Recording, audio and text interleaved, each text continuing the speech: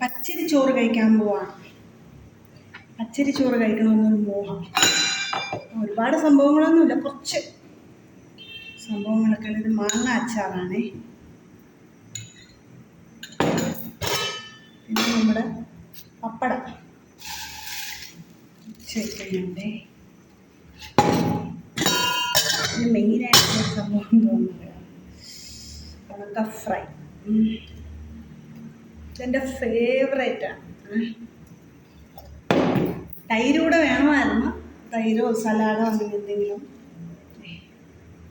തൽക്കാലം ഇപ്പോൾ തൈരൊന്നും വാങ്ങിക്കാൻ പറ്റിയില്ല, ഞാൻ പോയില്ല.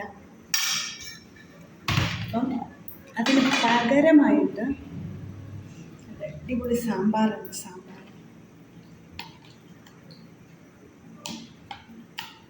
നല്ല മിരിങ്ങയ്ക്കൊക്കെ ഇട്ട് സാമ്പാറാണേ. നമുക്ക് ഇതൊക്കെ കൂടെ ചേർത്തൊന്ന് കഴിച്ചു നോക്കാം.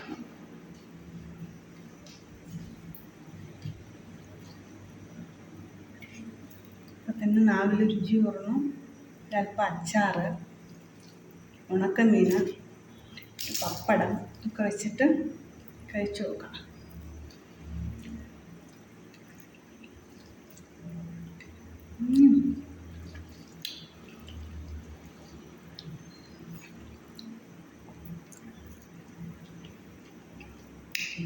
അത് ഭയങ്കരമായ ടേസ്റ്റ്.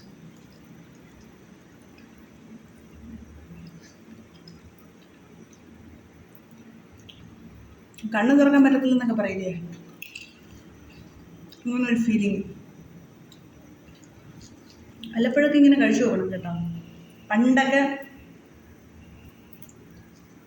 മിക്ക വീടുകളിലും പച്ചരി ചോറൊക്കെ വയ്ക്കും. അരിയില്ലാത്തൊരു പച്ചരി കൊണ്ട് ചോറൊക്കെ വയ്ക്കാറുണ്ട്.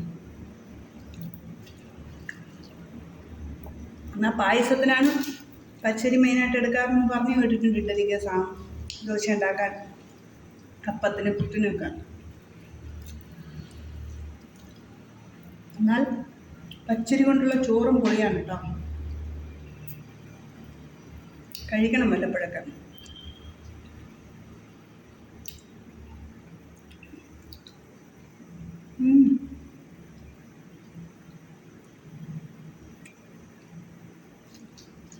പുളി കഴിച്ചുകൊണ്ടിരുന്നാൽ പിന്നെ കണ്ണു തുറക്കത്തില്ല. ഞാനിങ്ങനെ ടേസ്റ്റ് ഇങ്ങനെ ആസ്വദിച്ചിങ്ങനെ കഴിക്കും.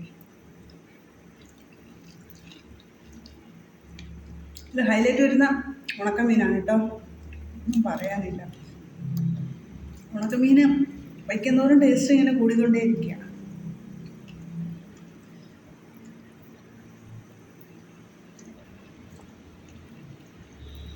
അതിൽ വയ്ക്കുമ്പോൾ ഇങ്ങനെ അലുവ പോലെ ഇങ്ങനെ അലിഞ്ഞു പോകത്തില്ല, അമ്മാതിരി സംഭവം. ഇത് കഴിക്കുന്നവരുണ്ട്. വറ്റൽ മുളകാണ്. എരിവ് എനിക്കധികം വേണ്ടാഞ്ഞതുകൊണ്ട് ഞാൻ മാറ്റി വെക്കുകയാണ്.